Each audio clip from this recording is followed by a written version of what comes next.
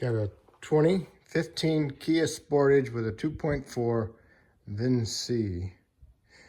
Diagnosing a starter, won't crank. So make sure your battery's good, make sure your terminals are clean. Basics, remove your fuse cover. Push this side in like that as it goes over this. Fuse panel clips up and these clip into the sides. All right. And if you look underneath the panel, it'll show you where everything's at. And what you're looking for is the start. That's the start relay, which is this one. You want to pull this one out a little tight. And you see there's two big ones, which are these. Those are the two I'm interested in. One's going to be hot and one goes to the solenoid. So what you want to do is momentarily just jump it. But you want to make sure that it's hot first. So go down to it. I can't see. There we go.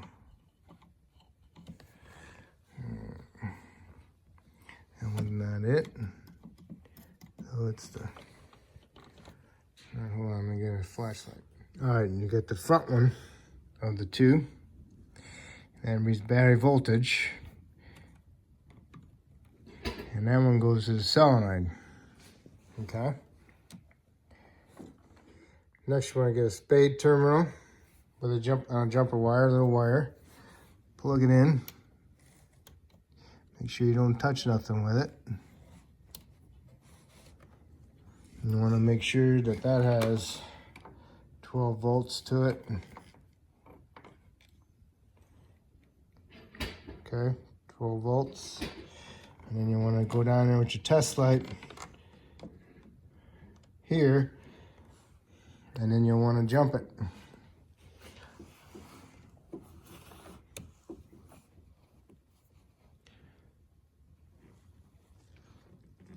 All right. Bring it down there and jump it. It just gives off a little bit of a spark. So that tells me that the wire going to the solenoid is connected. If it was a dead short arcing on there, that would tell me that there's possibility that that solenoid wire is grounded somewhere. But this is telling me that it's going to the solenoid and the solenoid isn't doing nothing. Okay?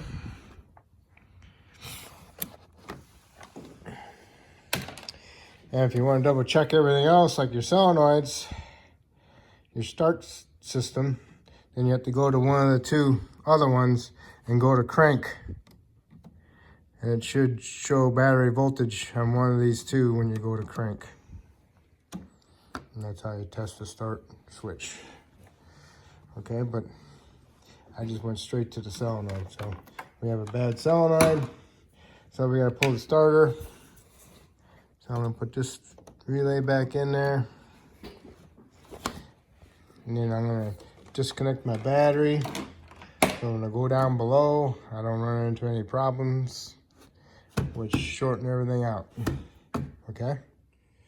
All right, battery's disconnected negative.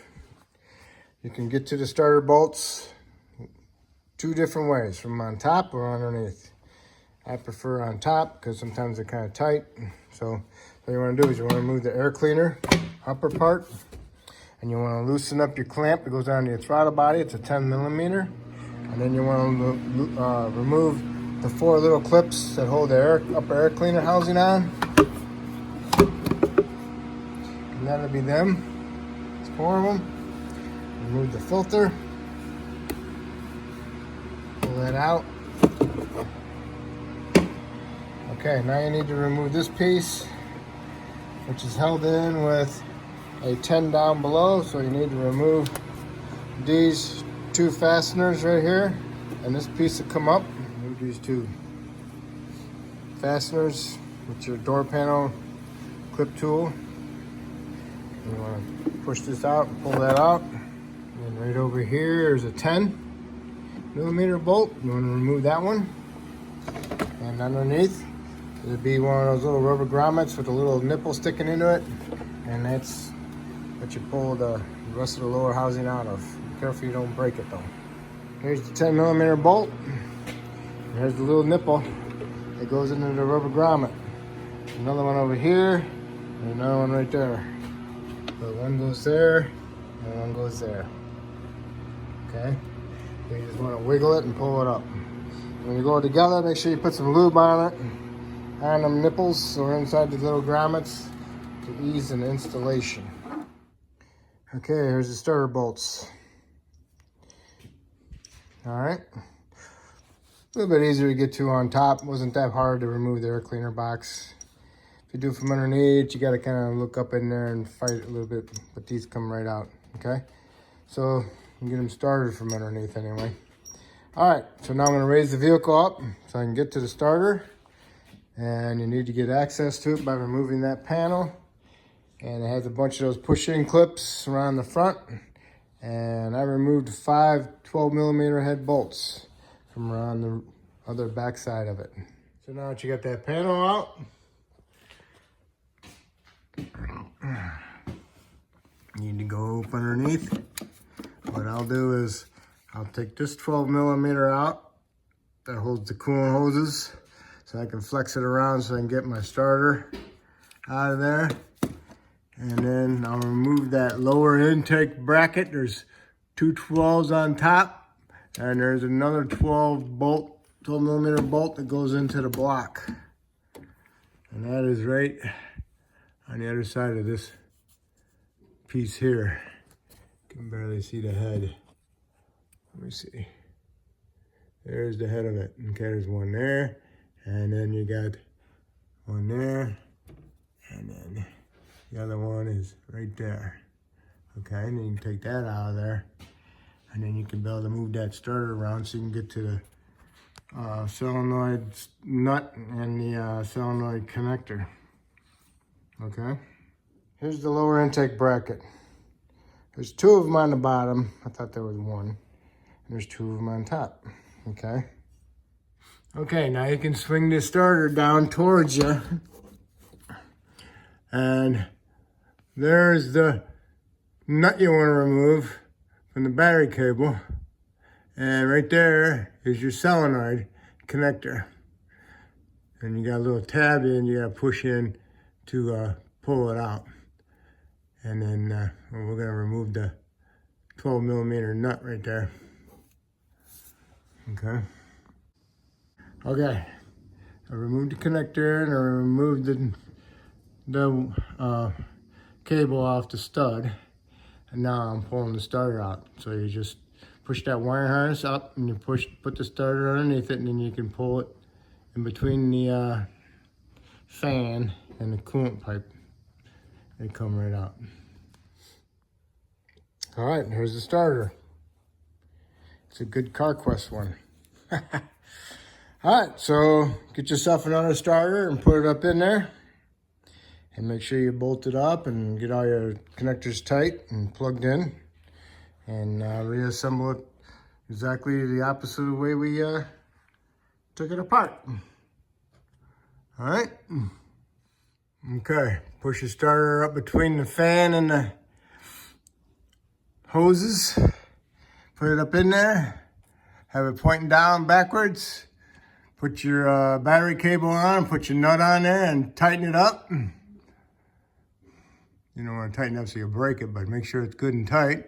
And once you got that tight, you can plug in your solenoid connector and make sure it doesn't pull off. All right. All right, you got your solenoid connected. Put your hand up through here. Push the starter into the side of the bow housing. And then you can reach up here with your right hand with the bolt and slide it in the hole and get them lined up and get it started. And then go up a little bit higher with the other bolt and get that one started. And if you want, you can tighten them up from down here, or you can tighten them up from on top. And you got a pretty good view of it on the back side here.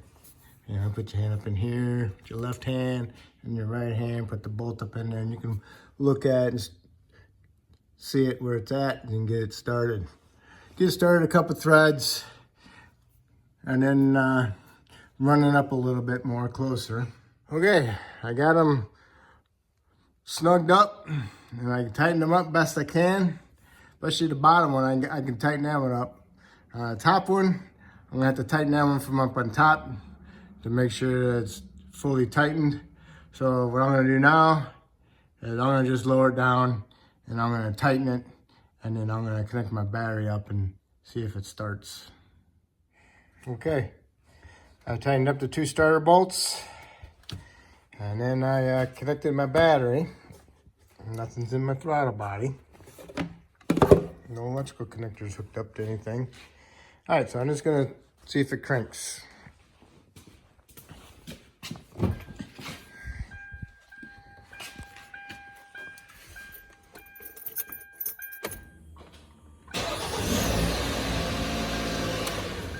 Perfect. Right up. Okay. Okay, I'm gonna put my lower air box in, put some lube on nose member, and then put your 10 back in. Put your air filter in. Put that in there. Put the cover back on. Tighten up your 10mm hose clamp for the throttle body. And put your 4 little clips back on top. Alright, 10mm bolt in down there. Put your upper cover on with your filter in it. Your hoses, if you took them off. Tighten your hose clamp, put a little bit of lube on it. Put this little snorkel back in there with the 2 clips. Now we're gonna raise it up and we're gonna put it back together. Okay, put your coolant line bolt back in, which didn't really need to remove. Didn't help or bother anything. And then next, install your lower intake support bracket. The 4 bolts, 2 on top and 2 on the bottom. And that's it for that. And now you can do the under panel with the 5 12mm bolts and all the fasteners that went across the front. Okay, under panel is all back together. And then that will complete our starter replacement. If I helped you with this starter replacement, that's great. And hopefully you can help me by subscribing to me. And I appreciate it. Thank you.